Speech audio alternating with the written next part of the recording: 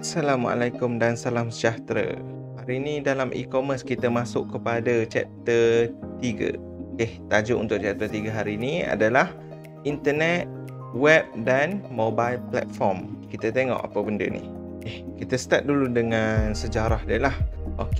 Dekat internet ni. Internet ni secara asasnya adalah gabungan daripada beribu-ribu berjuta-juta network. Network tu adalah lingkungan bisnes, education, government dan individual lah.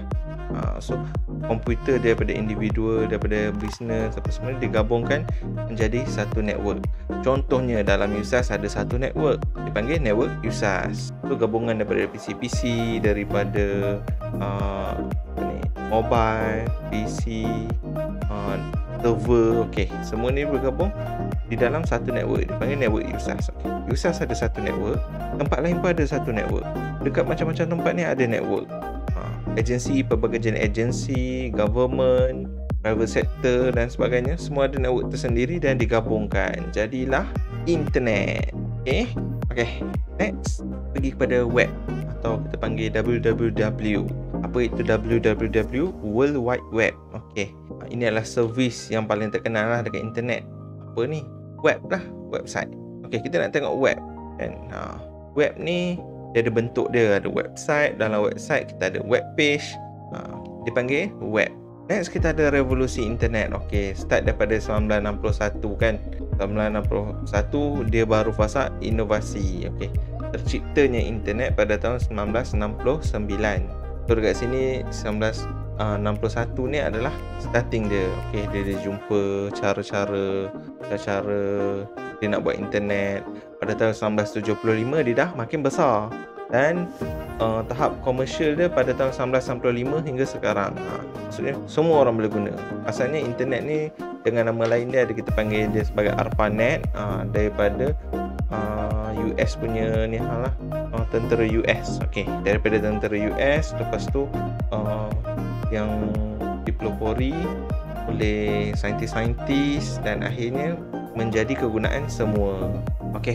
Ada key-key yang tertentu yang awak perlu tahulah dalam internet ni. Contohnya IP address. IP address ni adalah alamat untuk kita punya komputer ataupun kita punya smartphone. Lepas tu dia support TCP/IP.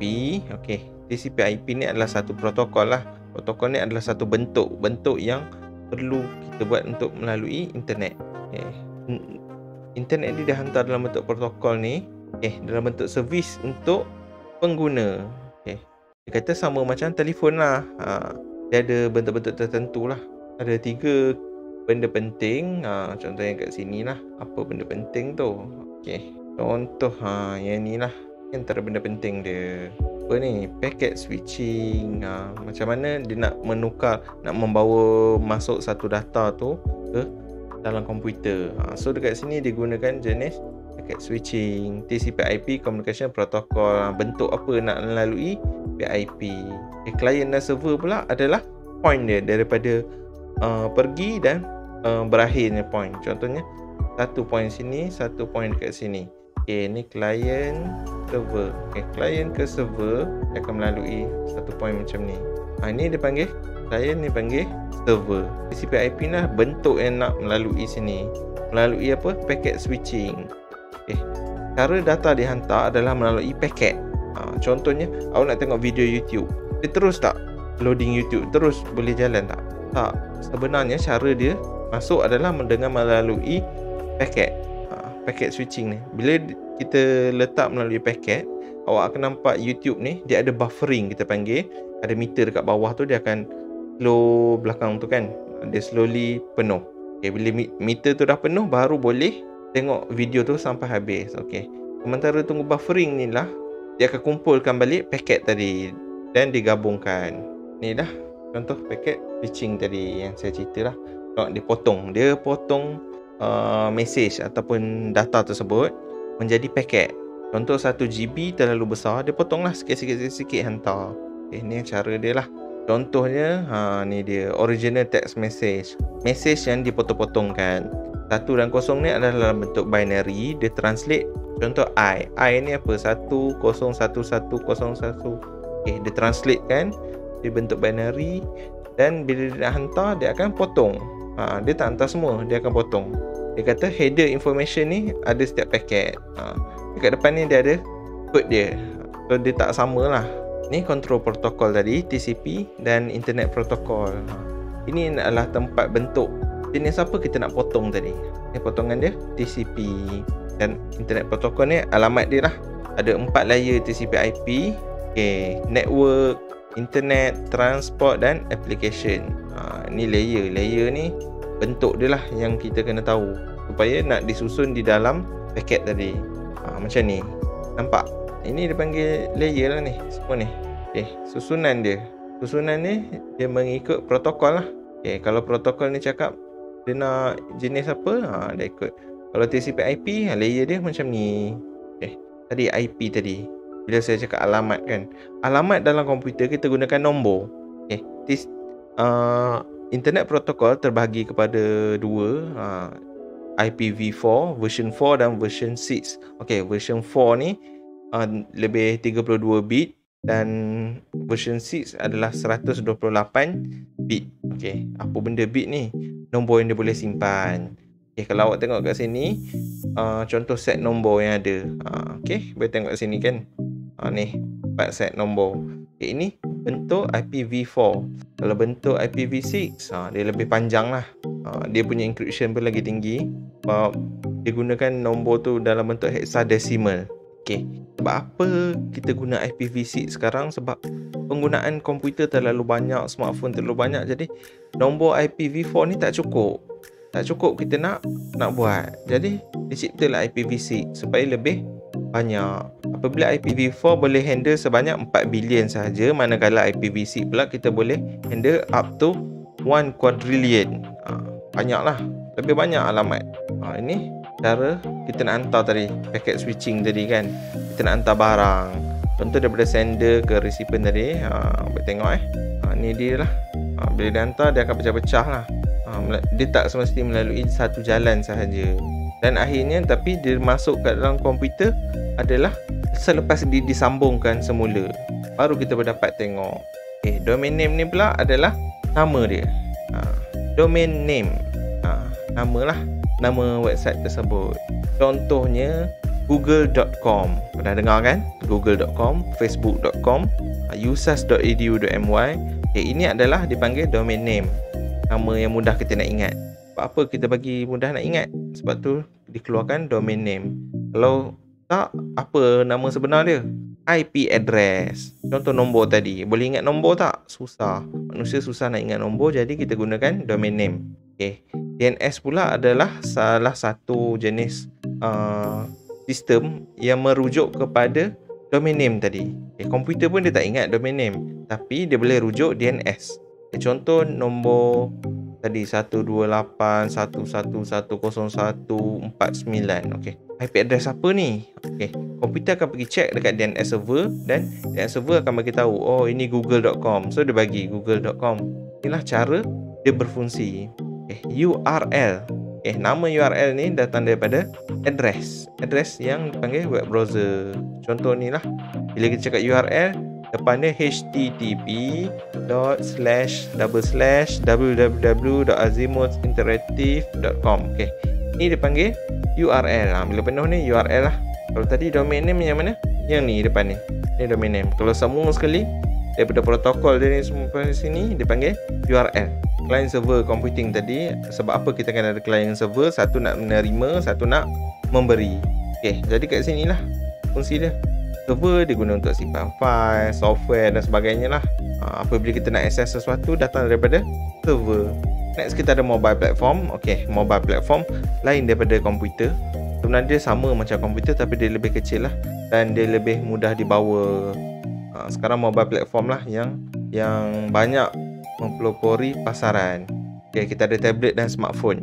Tablet dan smartphone ni kebanyakannya macam contoh rakyat Malaysia, kebanyakannya akan menggunakan lebih daripada 2 telefon.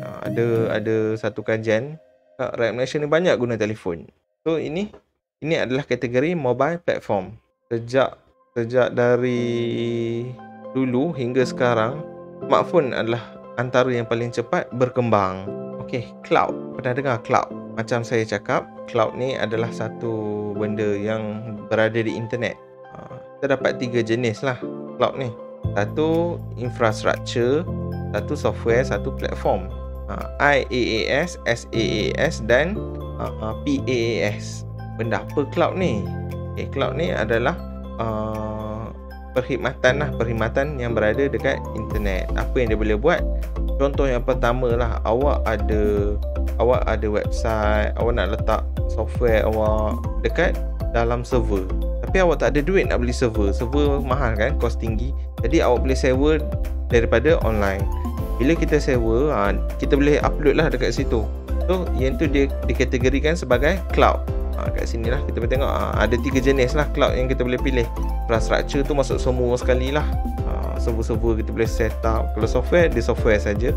Kalau platform, dia kosong, kita boleh letak software apa kita nak. Cloud pun ada public, ada private dan hybrid. Kalau public, semua boleh pakai lah, contoh macam Google Drive dan sebagainya. Tapi untuk private atau hybrid cloud ni, dia lebih kepada company lah. Tak semua orang boleh access. Tapi kebanyakannya cloud computing ni banyak ditolak. Tak semua orang menerima.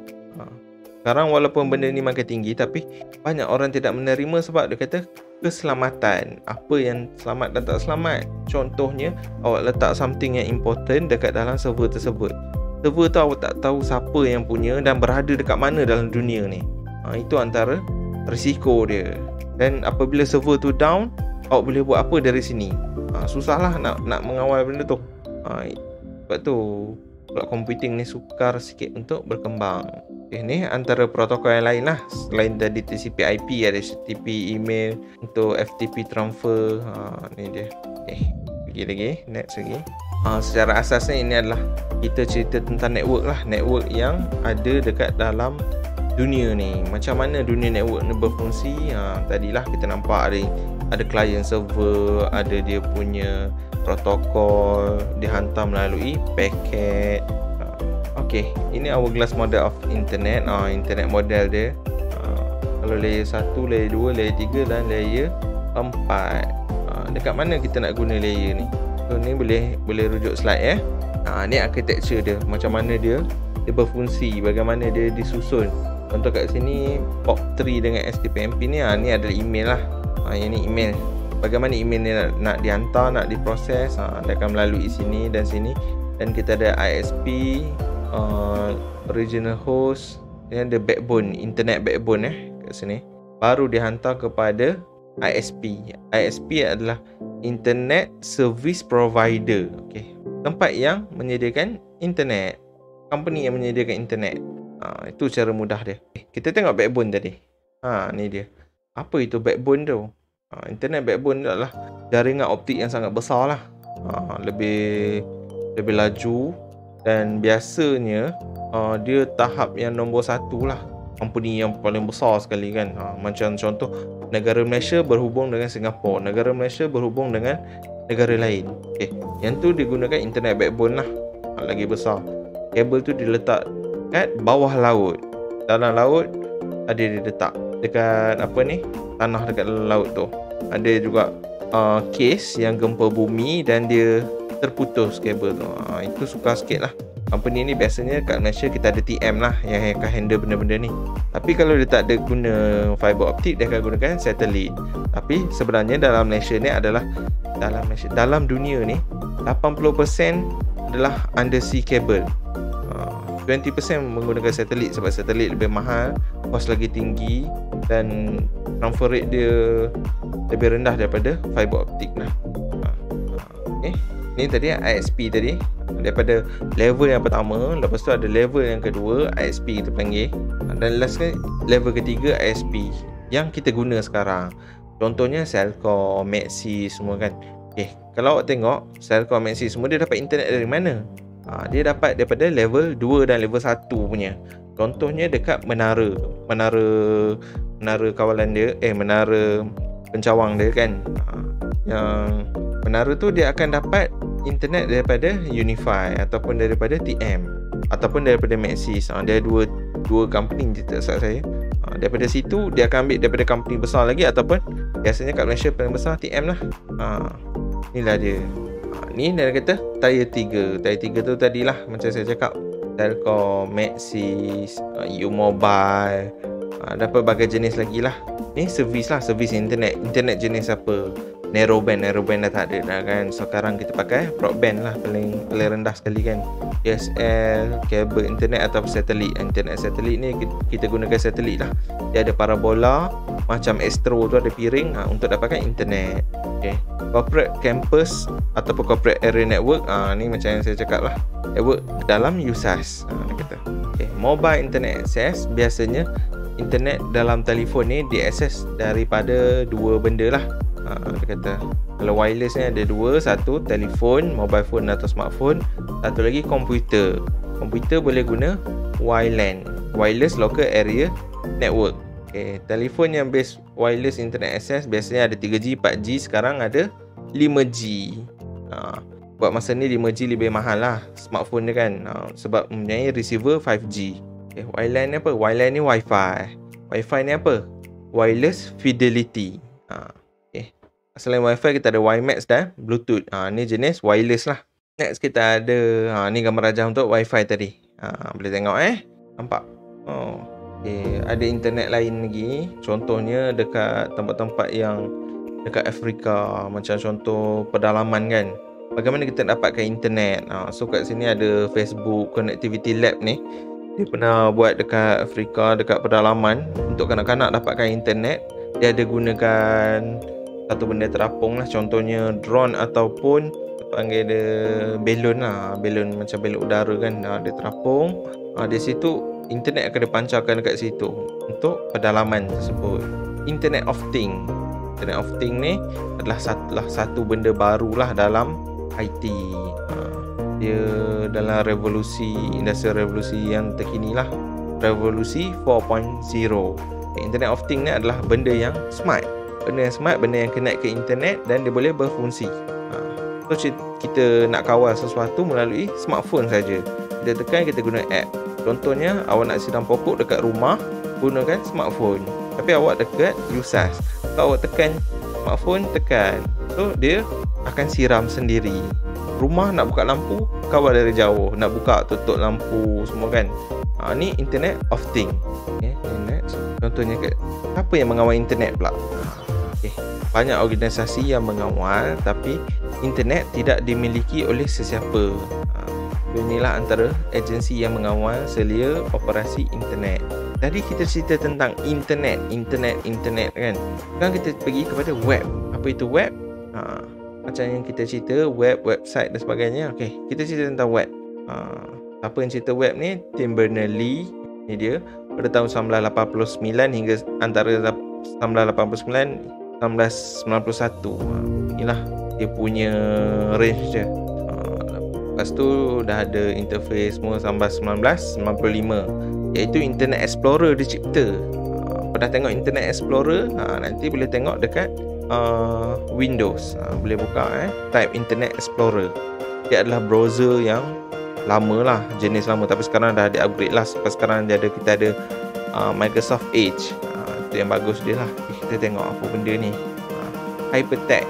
Hypertext ni adalah link dokumen yang connect kepada benda lain lah. Contohnya macam ni lah, linknya ni, URL tadi. Ni dia. Okay, bahasa yang digunakan untuk kita develop satu web. Contohnya bahasa dia, kita bagi dia HTML. Okay, Hypertext Markup Language. Ni adalah format kepada web tadi. Dalam versi HTML5 adalah yang terkini. So next kita ada XML. Dia lebih kurang macam HTML, tapi XML ni lebih kepada program lah. So biasanya dia mempunyai data dan information. Okay, apa peranan web server? Macam tadi, web server kita gunakan untuk software, nak simpan software. Ada web server kita gunakan untuk letak web. So web client pula, dia akan membuka web daripada web server. Web server akan bagi link dan web client akan membuka. Okay. Web client tadi dia nak buka guna apa? So kat sinilah peranan dia. Web browser. Saya rasa semua orang tahu web browser. Okey, kalau web browser macam ni lah. Ada Google Chrome, Internet Explorer, Mozilla Firefox dan others open source. Cara kita nak connect pula, kita tengok kat sini lah. Selain daripada tadi kita guna web tadi, ada digunakan juga asas-asas kepada e-commerce. Dia kata contohnya communication tool, tempat kita nak communicate gunakan internet. Kita ada search engine, kalau kita boleh download media. VR, VR ni virtual reality lah. Awak boleh pakai satu benda yang dekat mata ni kan, dia punya Google, dan Google dia akan ada screen yang kita boleh tengok lah secara maya. Itu dipanggil VR. Kalau AR pula augmented reality. So kat sini VR dengan AR ni benda-benda penting juga ni. Contoh VR dan AR. AR ni adalah konsep kita nampak benda tu macam 3D. Kita boleh scan dan sebagainya. Contohnya smartphone awak scan barcode, atau smartphone awak scan something, dia akan keluar lah. Contohnya ada mainan ke kan, ada kad boy dulu kan, kita scan, dia akan keluar bentuk boy berlari-lari. Kita boleh tengok kat mana, dekat dalam smartphone tersebut. Tapi dekat luar ada tak? Tak ada. Kat luar tak ada, dalam smartphone ada. Itu dipanggil sebagai VR. Kalau ni AR, tadi dipanggil sebagai AR. VR pula yang guna Google tadi. Guna Google, kita nampak benda secara maya, secara 3D, macam kita berada di tempat tersebut. Lagi next. Email, communication tool tadi yang kita cakap kan. Ada email, ada instant messaging, WhatsApp dan sebagainya. VoIP, kita nak call gunakan internet. Itu kita panggil dia VoIP. Video conferencing, macam kita guna Google Meet kan. Search engine tadi, kita pergi balik. Browser dan search engine adalah benda yang berbeza. Search engine adalah google.com. Dia adalah satu web software lah, software web. Manakala browser adalah aplikasi yang kita gunakan, software yang kita gunakan untuk membuka web. Benda ni benda berbeza. Kalau search engine, tempat kita nak cari website lain. Contoh kita tekan kat situ, kita cari apa-apa, dia akan suggest. Itu dipanggil search engine. Ini adalah cara dia berfungsi lah. Nanti awak boleh tengok sendiri cara bagaimana kita nak Google. Benda ni lah, benda yang saya cakap tadi, download dan streaming. Download, kita nak download sesuatu video, dia akan masuk ke dalam komputer, itu dipanggil download. Kalau stream, kita tengok secara online. Contohnya macam kita tengok YouTube, tekan, kita tengok. So benda yang tengok secara online dipanggil stream lah, streaming. Ataupun kita tengok Netflix kan, benda tu tak ada download pun, kita tengok je. Podcasting, dia lebih kepada suara, cakap-cakap kan. Kita akan dengar lah benda yang telah dirakamkan. Ni web 2.0. Social network, kita ada social network macam biasa. Social network, blog, wikis. Benda-benda ni untuk zaman sekarang ni dah normal dah. Ini adalah fungsi web 2.0. Tadi kepada VR dengan AR tadi, ni contoh dia lah, dia bagi Pokemon Go. So boleh tengok lah Pokemon Go, Oculus Rift. Ni awak boleh tengok, boleh Google sendiri, nanti tengok macam mana. Buat masa sekarang VR ni dia mahal sikit lah. Dia punya peralatan, dia punya games, benda ni mahal, ribu-ribu jugalah. Dan 2-3 ribu hingga 5-6 ribu dan belah-belah ribu pun ada. Dia kata Intelligent Digital Assistant. Contohnya dia nak assist. Apa benda yang kita boleh assist sekarang? Dia bagi kita Google Now, Google Assistant, Apple Siri. Benda ni kita boleh cakap kan, boleh bersembang dengan dia. Dia akan bagi suggestion. Contoh macam saya selalu guna Google kan, Google, what is time now? Google, tapi kena speaking lah kalau nak cakap dengan Google kan. Mobile apps, ni aplikasi yang kita gunakan dalam smartphone. So dekat mobile kita ada dua contoh lah, iOS dan Android. Dua sistem operasi yang berbeza lah yang terkenal. Marketplace ni tempat kita nak beli app atau kita nak download app yang percuma. Bidang kerjaya dalam e-commerce, ada tak? Kita ada e-commerce specialist. Dia memang khas lah, pakar e-commerce. So qualification skill, preparing for interview, possible interview question. So ini kalau awak nak kerja dalam e-commerce lah. Tapi untuk subjek ni sebagai subjek elektif, Kita boleh study sendirilah. Kalau nak kaji e-commerce, dia memang banyak dan luas lah dia punya subjek dia, skop dia. Okey, so setakat itu saja untuk kali ini. So kita boleh review balik lah apa yang kita dah belajar hari ni kan. Kebanyakannya tentang internet, tentang web. So boleh refresh balik, baca balik slide, dan kita akan jumpa lagi minggu hadapan. Okey, terima kasih.